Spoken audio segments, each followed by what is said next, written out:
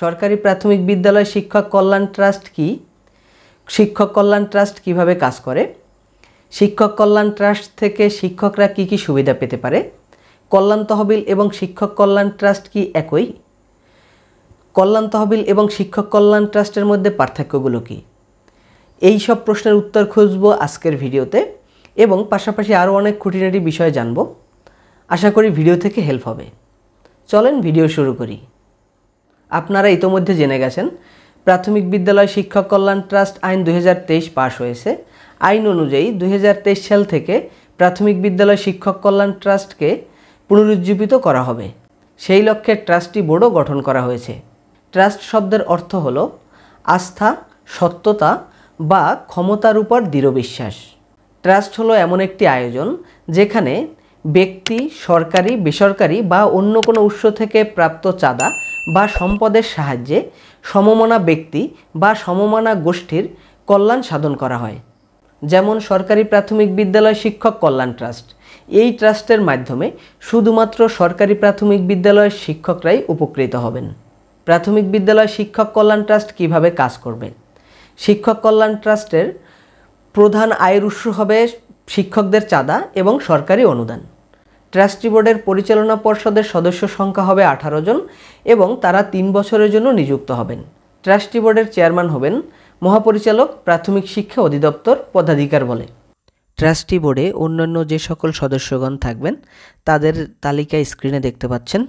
বিস্তারিত জানার জন্য সরকারি প্রাথমিক বিদ্যালয় শিক্ষক কল্যাণ ট্রাস্টের যে গেজেটটি রয়েছে সেই গেজেটটি পড়তে পারেন।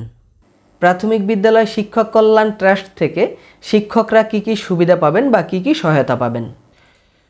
শিক্ষক ও পোষ্যদের চিকিৎসার জন্য আর্থিক সাহায্য, পোষ্যদের শিক্ষা সহায়তার উদ্দেশ্যে এককালীন আর্থিক সহায়তা বা বৃত্তি, পোষ্যদের জন্য বৃত্তিমূলক ও অন্যান্য পেশাগত প্রশিক্ষণের উদ্দেশ্যে আর্থিক সহায়তা, চাকরিরত অবস্থায় কোনো শিক্ষকের মৃত্যু হইলে যদি ওই শিক্ষকের অপ্রাপ্তবয়স্ক, প্রতিবন্ধী, বিশেষ চাহিদা সম্পন্ন বা তৃতীয় লিঙ্গের সন্তান থাকে, তাহা হইলে উক্ত সন্তান প্রাপ্তবয়স্ক না হওয়া পর্যন্ত তাহার লেখাপড়ার খরচ, চাকরিরত অবস্থায় কোনো শিক্ষকের মৃত্যু হইলে তাহার পোষ্যগণ নির্ধারিত হারে ও পদ্ধতিতে এককালীন অনুদান প্রাপ্য হইবেন। আপাতত 2 ধরনের আর্থিক সাহায্যের জন্য অনলাইনে আবেদন করা যাবে। 1. শিক্ষক ও পোষ্যদের চিকিৎসা সাহায্যের জন্য আবেদন। 2. পোষ্যদের এককালীন শিক্ষা সহায়তা বা বৃত্তি। অনেকেরই প্রশ্ন, প্রাথমিক বিদ্যালয় শিক্ষক কল্যাণ ট্রাস্ট এবং কল্যাণ তহবিল একই কিনা?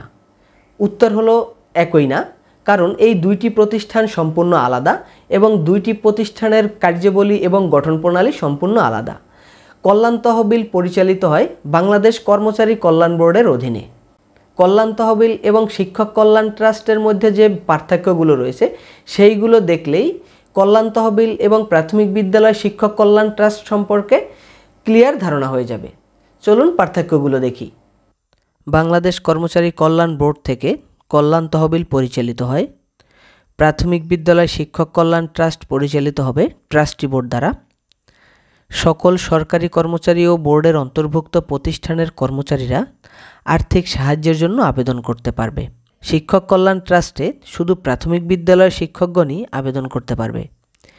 কল্যাণ তহবিলে চাঁদার হার বেসিকের 1% অথবা সর্বোচ্চ 150 টাকা, এটি প্রতি মাসে কর্তন করা হবে। শিক্ষক কল্যাণ ট্রাস্টের চাঁদা হলো বছরে 200 টাকা। কল্যাণ তহবিলে চাঁদা দেওয়া বাধ্যতামূলক, কারণ এটি বেতন হওয়ার সময় বেসিক থেকে কেটে নেয়। শিক্ষক কল্যাণ ট্রাস্টে চাঁদা দেওয়া বাধ্যতামূলক নয়, তবে শিক্ষক কল্যাণ ট্রাস্ট থেকে আর্থিক সাহায্য পাওয়ার জন্য প্রধান শর্ত হলো ট্রাস্টের সদস্য হতে হবে এবং নিয়মিত চাঁদা প্রদান করতে হবে। কোনো শিক্ষক যদি ট্রাস্টের সদস্য না হয় এবং যদি নিয়মিত চাঁদা না দেয় তাহলে এই ট্রাস্ট থেকে সে কোনো প্রকার আর্থিক সহায়তা পাবে না। কল্যাণ তহবিল থেকে সাধারণ চিকিৎসা অনুদান, জটিল ও ব্যয়বহুল রোগের চিকিৎসা অনুদান, কল্যাণ অনুদান অথবা যৌথ বিমায় এককালীন অনুদান ও দাফন অনুদান, শিক্ষাবৃত্তি, শিক্ষা সহায়তা এবং স্টাফ বাস সার্ভিস কর্মসূচি চালু রয়েছে।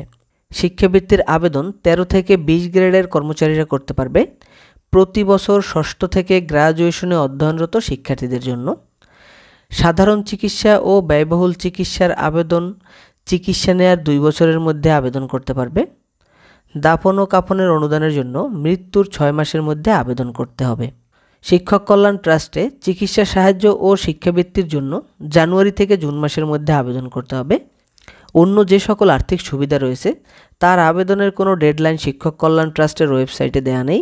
আশা করি ধীরে ধীরে ওয়েবসাইটটি আপডেট হবে, তখন এইখানে স্পষ্ট সব কিছু পাওয়া যাবে।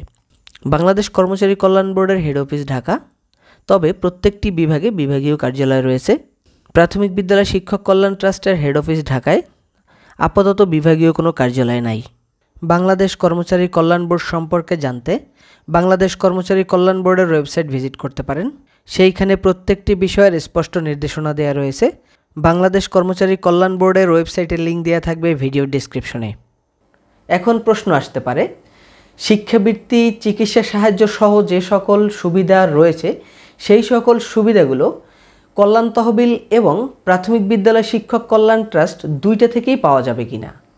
প্রশ্নের উত্তর হলো অবশ্যই দুইটা থেকে পাওয়া যাবে, কারণ দুই জায়গায় আমরা চাঁদা দিয়ে থাকি। এক জায়গায় বাধ্যতামূলকভাবে, আর এক জায়গায় স্বেচ্ছায় হোক বা বাধ্যতামূলক হোক, যেভাবেই হোক আমরা দিয়ে থাকি। যেহেতু দুই জায়গাতেই আমরা চাঁদা দেই বা দুই জায়গারই আমরা সদস্য, সুতরাং দুই জায়গা থেকেই আমরা আর্থিক সাহায্য পেতে পারি। আজকের ভিডিও এ পর্যন্তই। ভিডিও সম্পর্কিত কোনো মতামত বা কোনো প্রশ্ন থাকলে কমেন্ট বক্সে গিয়ে কমেন্ট করবেন। আমার চ্যানেলে বিভিন্ন বিষয়ে ভিডিও টিউটোরিয়াল দেওয়া হয়, চাইলে আমার চ্যানেলটি ভিজিট করে দেখতে পারেন। ভিজিট করে দেখে চ্যানেলটি সাবস্ক্রাইব করে রাখতে পারেন। এখানে যেসব ভিডিও আপলোড করা হয় তার মধ্যে কোনো না কোনো একটি ভিডিও আপনার প্রয়োজনে আসতেও পারে।